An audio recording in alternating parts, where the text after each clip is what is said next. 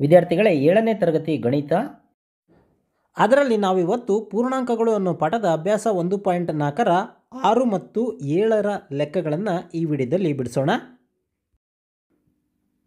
6ನೇ ಲೆಕ್ಕ, ಒಂದು ತರಗತಿ ಪರೀಕ್ಷೆಯಲ್ಲಿ ಪ್ರತಿ ಸರಿ ಉತ್ತರಕ್ಕೆ +3 ಅಂಕ ಮತ್ತು ಪ್ರತಿ ತಪ್ಪು ಉತ್ತರಕ್ಕೆ -2 ಅಂಕ ಮತ್ತು ಪ್ರಯತ್ನಿಸದ ಪ್ರಶ್ನೆಗಳಿಗೆ ಯಾವುದೇ ಅಂಕಗಳನ್ನು ನೀಡಿರುವುದಿಲ್ಲ.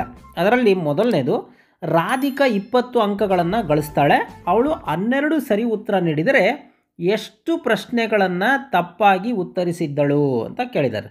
ಸೊ ಇಲ್ಲಿ ಏನು ಬರ್ಕೊಳೋಣ, ಪ್ರತಿ ಸರಿ ಉತ್ತರಕ್ಕೆ 3 ಅಂಕ ಅಂತ ಏನಿದೆ ಅದನ್ನು ನಾವು ಬರ್ಕೊಡೋಣ.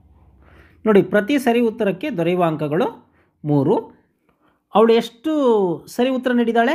12 ಸರಿ ಉತ್ತರಗಳನ್ನು ನೀಡಿದ್ದಾಳೆ. ಹಾಗಾದರೆ 12 ಸರಿ ಉತ್ತರಗಳಿಗೆ ಅವಳು ಪಡೆದಂಥ ಮಾರ್ಕ್ಸ್ ಎಷ್ಟು? 12 × 3, 12 × 36. ಅದನ್ನು ಬರಿತೀನಿ ನೋಡಿ. 12 ಸರಿ ಉತ್ತರಕ್ಕೆ ದೊರೆಯುವ ಅಂಕಗಳು 12 × 3, ಹೌದಾ? 12 × 3, ಅಲ್ಲಿಗೆ 12 × 3 36 ಅಂಕಗಳನ್ನು ಅವಳು ಪಡೆದಿದ್ಲು. ಆದರೆ ಅವಳಿಗೆ ಕೊನೆಗೆ ಗಳಿಸಿದಂಥ ಅಂಕಗಳು ಎಷ್ಟು? 20 ಅಂಕಗಳು. ಇಲ್ಲಿ 36 ಇದೆ, ಆದರೆ 20 ಅಂಕ ಹೆಂಗಾಯಿತು? ಅವಳು ಸರಿ ಗಳಿಸಿರೋದು 12 ಪ್ರಶ್ನೆ, ಆದರೆ ತಪ್ಪು ಬರೆದಿರ್ತಾಳಲ್ಲ, ತಪ್ಪು 2 ಮಾರ್ಕ್ಸ್ ಹೋಗಿರುತ್ತೆ. ಹಾಗಾಗಿ ಆ 36ರಲ್ಲಿ ನಾವು 20ಅನ್ನು ಕಳೆದ್ರೆ ಎಷ್ಟು ಬರುತ್ತೆ? 16 ಬರುತ್ತೆ, ಹೌದಾ? ಅದನ್ನು ನಾವು ಈ ರೀತಿ ಮಾಡೋಣ ನೋಡಿ. ಹಾಗಾದರೆ ತಪ್ಪು ಉತ್ತರಗಳಿಗೆ ರಾಧಿಕಾಳು ಗಳಿಸಿದ ಅಂಕಗಳು ಬರ್ಕೊಳ್ಳೋಣ. ತಪ್ಪು ಉತ್ತರಕ್ಕೆ ರಾಧಿಕಾ ಗಳಿಸಿದ ಅಂಕ ಅಂದರೆ ಮೈನಸ್ ಅಂಕ. ಅವಳು ಟೋಟಲ್ ಪಡೆದಿರೋದೆಷ್ಟು? 20 ಅಂಕ ಫೈನಲ್ಲು. ಆದರೆ ಒಟ್ಟು ಅಂಕ ಎಷ್ಟು? 12ಕ್ಕೆ ಸರಿಯಾದ 36 ಅಲ್ವಾ? ಅಲ್ಲಿಗೆ 36ರಲ್ಲಿ 20 ಹೋದರೆ 16. ಎಂಥ 16? -16. ಸೊ ಹಾಗಾಗಿ -16 ಅವಳ ಮಾರ್ಕ್ಸ್ ಏನಾಗಿದೆ? ಕಡಿಮೆ ಆಗಿದೆ, ಹೌದಾ? ಇನ್ನು ನೋಡಿ, ಪ್ರತಿ ತಪ್ಪು ಉತ್ತರಕ್ಕೆ ಎಷ್ಟು ಅಂಕ ಕಡಿಮೆ ಆಗುತ್ತೆ? -2 ಅಂಕ ಕಡಿಮೆ ಆಗುತ್ತೆ. ಎಷ್ಟು ಅಂಕ ಕಡಿಮೆ ಆಗುತ್ತೆ? -2 ಅಂಕ ಕಡಿಮೆ ಆಗುತ್ತೆ. ನೋಡಿ, ಹಾಗಾದರೆ ಈಗ ಅವಳು ಮಾಡಿದಂಥ ಒಟ್ಟು ತಪ್ಪಾದ ಪ್ರಶ್ನೆಗಳು ಎಷ್ಟು ಅಂತಂದರೆ, ಅವಳು ತಪ್ಪಾಗಿರ್ತಕ್ಕಂಥ ಮಾರ್ಕ್ಸ್ ಎಷ್ಟು? -16. ಪ್ರತಿ ತಪ್ಪು ಉತ್ತರಕ್ಕೆ ಎಷ್ಟು ಅಂಕ? -2 ಅಂಕ. ಹಾಗಾಗಿ -16 / -2 ಮಾಡಿಬಿಟ್ರೆ ಉತ್ತರ ನಮಗೆ ಸಿಕ್ಬಿಡುತ್ತೆ. ನೋಡಿ, ಅದನ್ನು ನಾನಿಲ್ಲಿ ಬರಿತಾ ಹೋಗ್ತೀನಿ. ನೋಡಿ, ತಪ್ಪಾಗಿ ಉತ್ತರಿಸಿದ ಪ್ರಶ್ನೆಗಳು ಎಷ್ಟು? ಕಳ್ಕೊಳ್ಳಲ್ಲ ಮೈನಸ್ ಅಂಕಗಳು, ಅದು -16 / -2. ಸೊ ಈಗ ನೋಡಿ, ಇಲ್ಲಿ ಮೈನಸ್ ಇಲ್ಲಿ ಮೈನಸ್ ಕ್ಯಾನ್ಸಲ್ ಆಗಿ, ಹೌದಾ? ಇಲ್ಲಿ ಮೈನಸ್ ಇಲ್ಲಿ ಮೈನಸ್ ಕ್ಯಾನ್ಸಲ್ ಆಗಿ 16 / 2 that is equal to 8. So ಹಾಗಾದರೆ ಪ್ರಶ್ನೆಗಳ ಸಂಖ್ಯೆ ಎಷ್ಟು? 8. ಹಾಗಾಗಿ ರಾಧಿಕಾಳು 8 ಪ್ರಶ್ನೆಗಳಿಗೆ ತಪ್ಪಾಗಿ ಉತ್ತರ ನೀಡಿದ್ದಳು ಅಂತ ಬರೆದ್ರೆ ಈ ಲೆಕ್ಕ ಮುಗಿದೋಗುತ್ತೆ. ರಾಧಿಕಾಳು 8 ಪ್ರಶ್ನೆಗಳಿಗೆ ತಪ್ಪಾಗಿ ಉತ್ತರಿಸಿದ್ದಳು.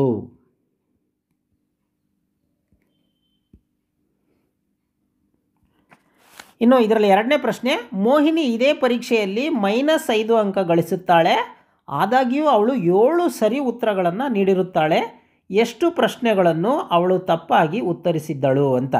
7ಕ್ಕೆ ಸರಿ ಉತ್ತರ ಬರೆದಿದ್ಲಂತೆ, ಆದರೂ ಅವಳು ಮಾರ್ಕ್ಸ್ ಎಷ್ಟು? ಕೊನೆಯದು -5. ಅಂದರೆ ಈ ಏನು ಸರಿ ಬರೆದಿದ್ಲಲ್ಲ, ಇದಕ್ಕಿಂತ ತಪ್ಪು ಜಾಸ್ತಿ ಬರೆದಿದ್ಲು ಅಂತ ಅರ್ಥ. ಹಾಗಾಗಿ ಅವಳು ಸರಿ ಉತ್ತರ ಏನು ಬರೆದಿದ್ಲಲ್ಲ, ಅದಕ್ಕೆ ಅವಳು ಪಡೆದಂಥ ಮಾರ್ಕ್ಸ್ ಎಷ್ಟು ಅಂತ ಬರ್ಕೊಳ್ಳೋಣ. ನೋಡಿ, 7 ಸರಿ ಉತ್ತರಗಳಿಗೆ ಪಡೆದ ಅಂಕಗಳು 7. ಒಂದು ಸರಿ ಉತ್ತರಕ್ಕೆ ಎಷ್ಟು ಮಾರ್ಕ್ಸು? 3. ಅಲ್ಲಿಗೆ 7 × 3 = 21 ಅಂಕ. ಇವಳು 21 ಅಂಕ ಪಡ್ಕೊಂಡಿದ್ಲು ಸರಿ ಮಾಡಿ, ಆದರೆ ಅವಳು -5 ಪಡ್ಕೊಂಡಿದ್ದಾಳು ಫೈನಲ್ಲು. ಮೋಹಿನಿ ಪಡೆದ ಕೊನೆಯ ಅಂಕಗಳು ನೋಡಿ, ಮೋಹಿನಿ ಪಡೆದ ಅಂಕ ಎಷ್ಟು? -5. ಇಲ್ಲಿದೆ ನೋಡಿ, -5 ಅಂಕಗಳನ್ನು ಪಡಿತಾಳೆ. ಈಗ ನೋಡಿ, ಈ -5 ಮಾರ್ಕ್ಸ್ ಏನು ಪಡ್ಕೊಂಡ್ಲು, ಯಾವಾಗದು 21 ಸರಿ ಉತ್ತರ ಅಂದರೆ 21 ಅಂಕ ಬಂದಾದಮೇಲೆ ಅದರಲ್ಲೂ ಸಹ ಕಳೆದಿದ್ದಾರೆ ಅಂತ ಅರ್ಥ. ಅಂದರೆ 21 ಅಂಕವನ್ನು ಮೈನಸ್ ಮಾಡಿ ಅದೆಲ್ಲ ಆದಮೇಲೆ -5 ಅಂಕ ಬಂದಿದೆ ಅಂತ, ಅಂದರೆ 21 ಅಂಕನೂ ಹೋಗಿದೆ ಅಂತ ಅರ್ಥ. ಅಂದರೆ +21 ಹೋಗಿ ಮೈನಸ್ ಆಗಿದೆ ಅಂತಂದರೆ ಈ 5 ಸೇರ್ಕೋಬೇಕು, 21 ಸೇರ್ಕೋಬೇಕು ಅಂತ. ಹಾಗಾಗಿ ಈ ತಪ್ಪು ಉತ್ತರಗಳಿಗೆ ಅವಳು ಪಡೆದ ಅಂಕಗಳು ಅಂತ ಬರ್ಕೊಡೋಣ. ತಪ್ಪು ಉತ್ತರಗಳಿಗೆ ಮೋಹಿನಿ ಪಡೆದ ಅಂಕ ಯಾವುದು? -5, ಹೌದಾ? ಮತ್ತು 21. ಯಾಕೆ? ಅದನ್ನು ಕಳ್ಕೊಂಡಲ್ಲ ಬರೋದು ಹೋಗಿ. ಸೊ 2 ಸೇರಿ -26. ಹಾಗಾದರೆ ಅವಳು ತಪ್ಪು ಉತ್ತರಕ್ಕೆ ಎಷ್ಟು ಮಾರ್ಕ್ಸನ್ನು ಪಡ್ಕೊಂಡಿದ್ಲು? -26 ಮಾರ್ಕ್ಸನ್ನು ಪಡ್ಕೊಂಡಿದ್ಲು. ಆದರೆ ಅವಳು ಸರಿ ಉತ್ತರ ಪಡ್ಕೊಂಡಿದ್ದ ಮಾರ್ಕ್ಸ್ ಎಷ್ಟು? +21. ಆದರೆ ಮೈನಸ್ ಅಂದರೆ ತಪ್ಪು ಉತ್ತರ ಬಂದಂಥ ಅಂಕಗಳೆಷ್ಟು -26 ಅಂತ. ಇನ್ನು ಪ್ರತಿ ತಪ್ಪು ಉತ್ತರಗಳಿಗೆ ಎಷ್ಟು ಅಂಕಗಳು ಗೊತ್ತಿದೆ ನಮಗೆ, ಏನು -2. ಅದನ್ನು ಬರ್ಕೊಂಬಿಡೋಣ. ನೋಡಿ, ಪ್ರತಿ ತಪ್ಪು ಉತ್ತರಕ್ಕೆ ದೊರೆಯುವ ಅಂಕಗಳೆಷ್ಟು -2. ಈಗೇನು ಮಾಡೋಣ, ಹಾಗಾದರೆ ಒಟ್ಟು ತಪ್ಪು ಮಾಡಿದ ಪ್ರಶ್ನೆಗಳ ಸಂಖ್ಯೆ ನೋಡಿ, ತಪ್ಪಾಗಿ ಉತ್ತರಿಸಿದ ಪ್ರಶ್ನೆಗಳ ಸಂಖ್ಯೆ ಯಾವುದನ್ನು -26 ಅವಳ ಅಂಕಗಳು, ಅದನ್ನು ಪ್ರತಿ ಪ್ರಶ್ನೆಗೆ ಅಂಕಗಳನ್ನು ಎಷ್ಟು ಕಳಿಬೇಕು ಅದನ್ನು ಮಾಡಿದ್ರೆ ಆಯ್ತು. ನೋಡಿರಿ, ಇಲ್ಲಿ ಮೈನಸ್ ಕ್ಯಾನ್ಸಲ್, ಅಲ್ಲಿಗೆ 26/2, 2 1 2 13. ಸೊ ಪ್ರಶ್ನೆಗಳ ಸಂಖ್ಯೆ ಎಷ್ಟು 13. ಹಾಗಾದರೆ ಮೋಹಿನಿಯು ಎಷ್ಟು ಪ್ರಶ್ನೆಗಳಿಗೆ ತಪ್ಪಾಗಿ ಉತ್ತರಿಸಿದ್ದಳು, ಮೋಹಿನಿಯು 13 ಪ್ರಶ್ನೆಗಳಿಗೆ ತಪ್ಪಾಗಿ ಉತ್ತರಿಸಿದ್ದಳು ಅಂತ ಬರೆದ್ರೆ ಈ ಲೆಕ್ಕ ಮುಗಿಯುತ್ತೆ. ಸೊ ಹಾಗಾಗಿ ಮೋಹಿನಿ ಒಟ್ಟು 13 ಪ್ರಶ್ನೆಗಳಿಗೆ ತಪ್ಪಾಗಿ ಉತ್ತರ ನೀಡಿದ್ಲು ಅಂತ ಬರೆದ್ರೆ ಈ ಲೆಕ್ಕ ಮುಗಿಯುತ್ತೆ. ಇನ್ನು ಈ ಪಾಠದ ಕೊನೆಯ ಲೆಕ್ಕ, ಒಂದು ಎಲಿವೇಟರ್ ಪ್ರತಿ ನಿಮಿಷಕ್ಕೆ 6 ಮೀಟರ್ ವೇಗದಲ್ಲಿ ಗಣಿಯೊಳಗೆ ಇಳಿಯುತ್ತದೆ. ಅದು ನೆಲದ ಮಟ್ಟದ ಮೇಲೆ 10 ಮೀಟರ್ನಿಂದ ಇಳಿಯಲು ಪ್ರಾರಂಭ ಮಾಡಿದ್ರೆ -350 ಮೀಟರ್ ತಲುಪಲು ಎಷ್ಟು ಸಮಯ ತೆಗೆದುಕೊಳ್ಳುತ್ತದೆ. ಎಲಿವೇಟರ್ ಅಂತಂದರೆ ಒಂದು ಲಿಫ್ಟ್ ಅಂದ್ಕೊಂಬಿಡಿ, ಲಿಫ್ಟ್ ರೀತಿ ಗಣಿಗಾರಿಕೆ ಯಾವುದೇ ಇರ್ಬೋದು ಗಣಿ. ನೋಡಿ, ಇದು ನೆಲ ಅಂತ ತಿಳ್ಕೊಳ್ಳಿ, ಇದು ನೆಲ, ಇದು ಅದರ ಕೆಳಗಡೆ ನೆಲದ ಮೇಲೆ ನೋಡಿ, ನೆಲದ ಮೇಲಿನಿಂದ 10 ಮೀಟ್ರ್ ಮೇಲಿದೆಯಂತಿದು. ಯಾವುದಿದು ಲಿಫ್ಟು, ಎಲಿವೇಟರ್ ಅಂದ್ರೇನು ಲಿಫ್ಟ್. 10 ಮೀಟ್ರ್ ಮೇಲಿದೆ, ಇದು ನೆಲದಿಂದ 10 ಮೀಟ್ರ್ ಮೇಲೆ. ಅದು ಈ ಕೆಳಗೆ ನೋಡಿ, ನೆಲದಿಂದ ಕೆಳಗೆ 350 ಮೀಟ್ರು, -350 ಮೀಟ್ರ್ ಮೇಲಂದರೆ ಪ್ಲಸ್, ಇದು ನೆಲದಿಂದ ಈ ಕಡೆ ಮೇಲಿದೆ ಪ್ಲಸ್ ಲಿಫ್ಟು, ಅಲ್ಲಿಂದ ಕೆಳಗೆ ಹೋಗುತ್ತೆ 350 ಮೀಟ್ರು. ಹೌದಾ, ಅದು 1 ಮೀಟ್ರಿಗೆ ಅಂದರೆ 1 ನಿಮಿಷಕ್ಕೆ 6 ಮೀಟ್ರು ದೂರ ಹೋಗುತ್ತದು. 1 ನಿಮಿಷಕ್ಕೆ 6 ಮೀಟ್ರು ದೂರ ಹೋಗುತ್ತಂದರೆ ವೇಗವಾಗಿ ಹೋಗುತ್ತೆ ಅಂತ. ಹಾಗಾದರೆ ಈ ಟೋಟಲ್ ಹೋಗಲಿಕ್ಕೆ ಎಷ್ಟು ಸಮಯ ತೆಗೆದುಕೊಳ್ಳುತ್ತೆ, ಇಷ್ಟು ಕೆಳಗಿಳಿಲಿಕ್ಕೆ ಎಷ್ಟು ಟೈಮ್ ತೆಗೆದುಕೊಳ್ಳುತ್ತೆ ಅಂತ. ಈಗ ಫಸ್ಟ್ ನಾವೇನು ಮಾಡಬೇಕು, ಇಲ್ಲಿಂದ ಹಿಡಿದು ಇಲ್ಲಿಗಿರೋ ದೂರವನ್ನು ಕಂಡುಹಿಡ್ಕೋಬೇಕು. ಇಲ್ಲಿಂದ ಹಿಡಿದು ಇಲ್ಲಿಗಿರೋ ದೂರ ನೋಡಿ, ಇಲ್ಲಿಂದ ಇಲ್ಲಿಗೆ 350 ಅಂತ ಗೊತ್ತಾಯ್ತು ನಮಗೆ. ಹಾಗಾದರೆ ಇಲ್ಲಿಂದ ಇಲ್ಲಿಗೆ 10 350 ಕೂಡಿದ್ರೆ 360 ಆಯಿತು. ಹಾಗಾದರೆ ಲಿಫ್ಟು ಟೋಟಲ್ ಚಲಿಸಬೇಕಾದಂಥ ದೂರ ಎಷ್ಟು 360 ಮೀಟ್ರ್ ಆಗುತ್ತೆ. ಅರ್ಥ ಆಗ್ತಿದೆಯಾ?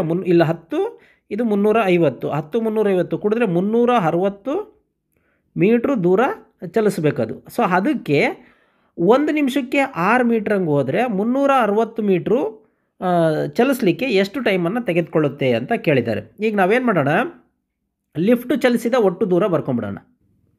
ನೋಡಿ, ಎಲಿವೇಟರ್ ಚಲಿಸಿದ ಒಟ್ಟು ದೂರ ಮೇಲ್ಗಡೆ ಇರ್ತಕ್ಕಂಥದ್ದು 10 ಮೀಟ್ರು. ಹೌದಾ, ಅರ್ಥ ಆಗ್ತಿದೆಯಾ? ಇದು 10 ಮೀಟ್ರು. ಕೆಳಗಡೆ ಹೌದಾ, ಅದನ್ನು ಕಳಿಯೋಣ, ಕೆಳಗಡೆ ಅದು ಕಳಿಬೇಕಲ್ವ.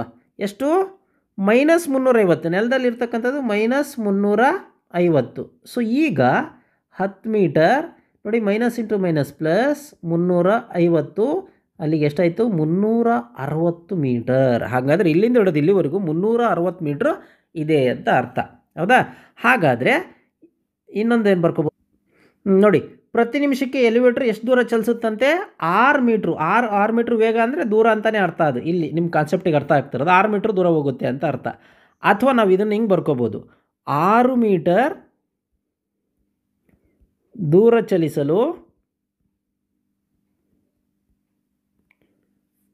6 ಮೀಟ್ರ್ ದೂರ ಚಲಿಸಲು 1 ನಿಮಿಷ ತೆಗೆದುಕೊಂಡರೆ 1 ನಿಮಿಷವಾದರೆ ಈಗ ಎಷ್ಟು ಟೋಟಲ್ 360 ಮೀಟರ್ ದೂರ ಚಲಿಸಲು ಡ್ಯಾಶ್ ನಿಮಿಷಗಳು ಗೊತ್ತಿಲ್ಲ, ಅದು ಡ್ಯಾಶ್ ನಿಮಿಷಗಳು. ಸೊ ಇದನ್ನು ಏನು ಮಾಡಬೇಕು, ಓರೆ ಗುಣಾಕಾರ ಮಾಡಬೇಕು. ಈ ರೀತಿ ನೆನ್ಪಿಟ್ಕೊಳ್ಳಿ, ಓರೆ ಗುಣಾಕಾರ ಮಾಡಬೇಕಂದ್ರೆ 360